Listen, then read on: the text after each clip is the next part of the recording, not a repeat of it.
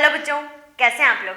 जैसे कि हम लोग बात कर रहे हैं बायोटेक्नोलॉजी के बारे में, तो बायोटेक्नोलॉजी का मैंने आपको मीनिंग समझाया था कि किस तरह से हम लोग लिविंग चीज़ों के अंदर कुछ ना कुछ टाइप की कोई टेक्नोलॉजी यूज़ कर सकते हैं। उस टेक्नोलॉजी में हम लोगों ने देखा कि 2 टाइप्स ऑफ टेक्नोलॉजी थे, एक तो केमिकल इंजीनियरिंग और एक था जेनेटिक इंजीनियरिंग। केमिकल इंजीनियरिंग जो वैक्सीन और एंटीबायोटिक्स बनाने के लिए काम आता है, और जो हम लोग यहाँ पे इस चैप्टर में बात कर रहे हैं वो कर रहे हैं जेनेटिक इंजीनियरिंग के बारे में। तो आप लोगों ने देखा होगा कि बायोटेक्नोलॉजी है, इसका यूज़ है वो बहुत पुराने टाइम से भी करते हुए आ रहे हैं। माइक्रोबीज वगैरह का यूज़ है जो हम कर्ड बनाने में, मतलब दही बनाने में हो गया, एंटीबायोटिक्स बनाने में हो गया, या हम लोग बोले अल्कोहल बनाने में हम लोग बैक्टीरियाज वगैरह का यूज़ करते हैं। ठीक है, तो ये तो थी हमारी बायोटेक्नोलॉजी थी जो ट्रेडिशनल टेक्नोलॉजी के फॉर्म में चल रही थी। लेकिन जब हमने बायोटेक्नोलॉजी देखा तो इसके अंदर हम केमिकल्स का यूज़ और जीन्स का यूज़ किस में कर रहे हैं, हम लोग इंजीनियरिंग में कर रहे हैं, जिसके थ्रू हम क्या कर सकते हैं, प्रोडक्टिविटी बढ़ा सकते हैं। और प्रोडक्टिविटी बढ़ाने के लिए मैंने आपको कहा कि आपको सबसे पहले डीएनए की स्ट्रक्चर समझनी थी, जो मैंने आपको बहुत अच्छे से समझा दी। आई होप आप लोगों को अच्छे से समझ में आ गया होगा। डाउट तो मेरे पास कोई आया नहीं, डाउट आता तो मेरे को यूँ लगता कि हाँ चीज़ कोई समझ में नहीं आई। हो सकता है कि डाउट ऐसे भी नहीं आया कि आप लोगों ने ढंग से पढ़ा नहीं हो। बहुत बार ऐसा होता है कि हम लोग पूछने में हिचकिचाते हैं कि यार पता नहीं पूछेंगे मैम जवाब देंगे ही नहीं देंगे, मैम गुस्सा करेंगे, ऐसा कुछ नहीं है। आप लोग को यदि कोई डाउट आता है तो आप मेरे को बेहिचक पूछ सकते हैं, आराम से मैं आपका आंसर है वो करूँगी। और जहाँ तक मेरी पॉसिबिलिटी रहती है तो मैं आपको वहीं अच्छे से ही पढ़ाने की कोशिश करती हूँ कि आपको कहीं पे कोई डाउट नहीं रहे। जैसे बच्चों को एकदम ABCD से स्टार्ट किया जाता है, उसी टाइप से मैं भी आपको बायोलॉजी है वो एकदम बेसिक से स्टार्ट करके चल रही हूँ, तो आप लोगों को इजीली चीज़ें हैं वो समझ में आ जाएगी। आज जो हम लोग बात करने वाले हैं वो बात करने वाले हैं रिकॉम्बिनेंट डीएनए टेक्नोलॉजी के बारे में। रिकॉम्बिनेंट का मतलब क्या हो गया, हमें किसी चीज़ को रिकम्बाइन करना है। ठीक है, पुनर्योगज, ठीक है, हिंदी में बोलते हैं पुनर्योगज। और रिकम्बाइन बोलना कि हम किसी चीज़ को रिकम्बाइन करके उसका वापस हम यूज़ कर रहे हैं। तो उसके लिए आपको टूल्स को ध्यान में रखना है, टूल्स के साथ में ही आपको ध्यान में रखना है कि इसके बेसिक स्टेप्स क्या होंगे। तो स्टेप्स में हम लोग बात करें कि भाई हमें सबसे पहले हमारा मतलब दिमाग में सबसे पहले रिकॉम्बिनेंट डीएनए में क्या आएगा। एक तो मैंने आपको कहा था कि एक प्लाज्मिड आपको ध्यान में रखना है, जो एक्स्ट्रा क्रोमोसोमल डीएनए था प्रोकैरियोटिक में। बैक्टीरिया का जो एक्स्ट्रा क्रोमोसोमल डीएनए था जो हम राउंड स्ट्रक्चर में बना रहे थे, आप लोगों को मैंने यहाँ पे जो प्रोवाइड करवाया है, यहाँ पे इस टाइप से ये स्ट्रक्चर मैंने जो बना रखी है, आपसे यदि ये प्रॉपर नहीं बनता है तो इसमें टाइम किल करने की ज़रूरत नहीं है। आप डायरेक्ट इसको राउंड करके भी बना सकते हैं, राउंड करके इसको क्या कर सकते हैं, कट कर सकते हैं। हमें ध्यान में है कि हमें क्या करना है, कोई भी डिजायर्ड जीन है हमारे पास में, ठीक है, हमारे पास में लाइक हम लोग को कोई क्रॉप बहुत अच्छी करनी है, हमें किसी कैटल में किसी टाइप के चेंजेस करने हैं, ह्यूमन के लिए इंसुलिन बनानी है, मतलब इस टाइप से बहुत सारी चीज़ें हैं जिनके अंदर हमें क्या करना पड़ेगा, उन जीन्स में ग्रोथ करवानी है। तो उन जीन्स को ग्रोथ करवाने के लिए हमें उसको सबसे पहले क्या करना पड़ेगा, पहचानना होगा, आइडेंटिफाई करना होगा। कि आइडेंटिफाई करना होगा कि भाई जो क्रॉप हम लोग बढ़ाना चाह रहे हैं, जो क्रॉप का प्रोडक्शन हम लोग बढ़ाना चाह रहे हैं, वो कौन सी जीन से ही हमें मिलेगा। ठीक है, तो उस जीन को हम सिलेक्ट करके हमारी जो क्रॉप है उसमें हम क्या कर देंगे, ट्रांसफर कर देंगे। तो सबसे पहले एक बार डायग्रामेटिकली समझ लेते हैं, देन हम लोग इस थ्योरी के बारे में बात करेंगे। ठीक है, हिंदी मीडियम और इंग्लिश मीडियम के लिए सेम वीडियो रहेगा, मैं आपको हिंदी साथ साथ में बताते हुए चलूँगी क्योंकि मेरे पास टाइम बहुत कम बच पा रहा है। तो उस टाइम की कमी होने के कारण मैं आप लोगों को अलग अलग वीडियोज़ है वो नहीं प्रोवाइड करवा रही। तो यहाँ पे देखिए, सबसे पहले हम लोग कोई भी एक्स्ट्रा नोट्स होंगे वो अलग से मैं आपको प्रोवाइड करवा दूँगी, इसमें कोई भी प्रॉब्लम नहीं है, लेकिन थोड़ा सा वीडियो वाला रहेगा, जहाँ पॉसिबल होगा वो मैं कर दूँगी, नहीं हो पॉसिबल होगा तो प्लीज़ इसी से आप लोग पढ़ लीजिए। आपको चीज़ें हर एक चीज़ है वो हिंदी में ही समझा रही हूँ, मैं इंग्लिश नहीं यूज़ कर रही इस चीज़ में।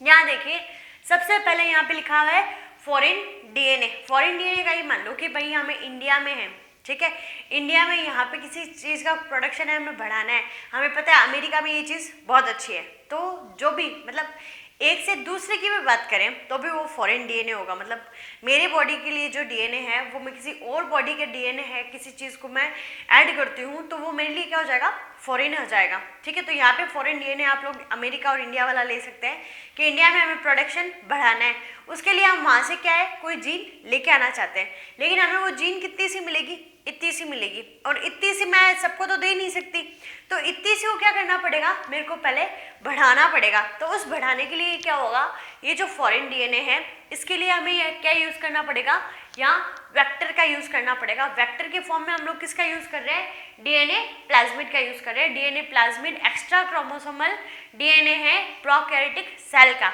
यहाँ पे देखिए मैंने यहाँ पे टूल्स लिखा है कुछ, ठीक है, कि हमें ये पूरी की पूरी प्रोसेसिंग करने के लिए किन टूल्स की जरूरत रहेगी। उन टूल्स में हम सबसे पहले बात करेंगे यहाँ पे रेस्ट्रिक्शन एंडोन्यूक्लियस एंजाइम के बारे में। रेस्ट्रिक्शन एंडोन्यूक्लियस एंजाइम है, ये हिंदी में भी रेस्ट्रिक्शन एंडोन्यूक्लियस एंजाइम के नाम से ही जाना जाता है। रेस्ट्रिक्शन एंडोन्यूक्लियस एंजाइम को मॉलिक्यूलर सीजर भी बोलते हैं, या हम इसको आणविक कैंची के नाम से भी जानते हैं। मॉलिक्यूलर सीजर बोलूँ तो कि ये सारे के सारे डीएनए मॉलिक्यूल्स हैं, इनको कट करने के लिए, ठीक है, हमें कहीं से कोई सामान लेके आना है, ठीक है, हम लोग हम किसी कपड़े का सैंपल लेके आए तो सैंपल को क्या करेंगे, हल्का सा कट करके लेके आएंगे, देन हम लोग वो प्रोडक्शन है वो हमारे यहाँ पे बढ़ा लेंगे, ठीक है। तो जो कट करके लेके आए, तो कट करने के लिए यहाँ पे जो मॉलिक्यूलर सीजर यूज कर रहे हैं वो क्या है, रेस्ट्रिक्शन एंडोन्यूक्लियस एंजाइम। तो यहाँ पे देखिए मैंने आरई के नाम से लिखा है, तो रेस्ट्रिक्शन एंडोन्यूक्लियस एंजाइम से मैंने इसके क्या कर दिए, छोटे छोटे टुकड़े कर दिए। तो ये छोटे छोटे टुकड़े हो गए यहाँ पे। उसके बाद में दिखता है कि भाई इसमें जोड़ना है अपने को, डीएनए प्लाज्मिड में हमें जोड़ना है, तो इसके भी हमें क्या करने पड़ेंगे, टुकड़े करने पड़ेंगे। तो यहाँ से मैंने इसको क्या कर दिया, कट कर दिया, ये ऊपर वाला पोर्शन मैंने क्या कर दिया, कट कर दिया। तो ये कट डीएनए प्लाज्मिड हो गया, और यहाँ पे हमें बहुत सारे फ्रेगमेंट्स, बहुत सारे खंड मिल चुके, किसके, जो हमारा डिजायर्ड जीन है उसके, ठीक है। उसके बाद में यहाँ पे क्या करेंगे, इनको यहाँ पे जोड़ना है, ठीक है। इनको किस तरह से जोड़ेंगे, कौन से सीक्वेंस से जोड़ा जाता है, वो मैं आपको सारे के सारे जब एंजाइम्स पढ़ाऊंगी, रेस्ट्रिक्शन एंजाइम, उस टाइम बताऊंगी। अभी आपको सिर्फ इमेजनरी इतना ध्यान में रखना है कि ये एक छोटा सा कट था, इसको मैं यहाँ पे क्या कर दूंगी, ऐड कर दूंगी। अब ऐड करने के लिए यहाँ पे जो एंजाइम काम आएगा वो कौन सा है, डीएनए लाइगेज एंजाइम। जब मैंने आपको एंजाइम टॉपिक पढ़ाया था तो उस टाइम बताया था कि लाइगेज होता है वो किसी चीज़ को, दो चीज़ों को ज्वाइंट करने के काम आता है, ज्वाइंट करने के काम आएगा, ठीक है। तो यहाँ पे मैंने ये ज्वाइंट करके इसको हाइब्रिड डीएनए बोल दिया। हाइब्रिड का मतलब होता है संकरण। जो आप लोगों ने हाइब्रिड स्पीसीज पढ़ रखी होगी उसी टाइप से ये जो हाइब्रिड डीएनए है वो मैंने यहाँ पे तैयार कर दिया। ये वाला तो क्या हो गया, वही डीएनए प्लाज्मिड है, और यहाँ पे ये जो ऊपर की तरफ जोड़ा हुआ है जिसको मैंने डार्क करके बनाया है, वो डार्क चीज़ कौन सी है हमारे यहाँ पे, फॉरेन डीएनए है, ठीक है। ये हमारा यहाँ पे प्लाज्मिड जो बना है इसको हम रिकॉम्बिनेंट डीएनए बोल सकते हैं, इसको हम काइमेरिक डीएनए भी बोल सकते हैं, हिंदी में भी इसका नाम काइमेरिक ही रहेगा। हाइब्रिड डीएनए या संकरण डीएनए भी बोल सकते हैं, ठीक है। अब हमारे पास में इतनी सारी चीज बन चुकी, मतलब ये रिकॉम्बिनेंट डीएनए है वो हमारा तैयार हो चुका। तो तैयार होने के बाद में क्या होगा, ये तो एक ही बना है, हमें क्या बनाना है, इसकी मल्टीपल कॉपीज बनानी है।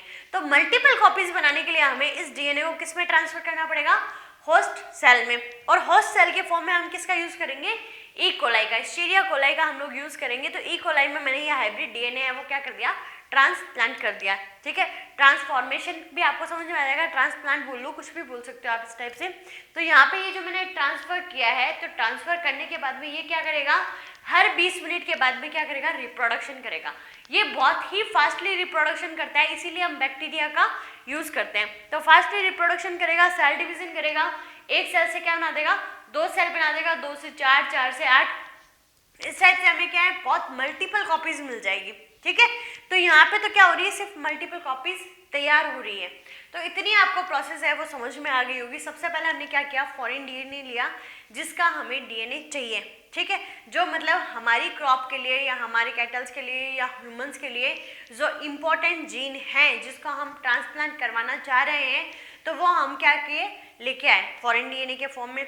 उसको हमारे ई कोलाई के प्लाज्मिड के साथ में, जो एक्स्ट्रा क्रोमोसोमल डीएनए है उसके प्लाज्मिड के सामने हमने क्या कर दिया, ऐड कर दिया। पहले कट किया था रेस्ट्रिक्शन एंडोन्यूक्लियस एंजाइम से, देन उसको कट करके हमने रिकॉम्बिनेंट डीएनए तैयार कर लिया। अब इस रिकॉम्बिनेंट डीएनए की हमें क्या चाहिए, मल्टीपल कॉपीज चाहिए। तो कॉपीज तैयार करने के लिए हमने यहाँ पे इस तरह से यूज किया इसको, और इस तरह से यूज करके इसकी क्या हो गई, बहुत सारी कॉपीज है वो तैयार हो गई।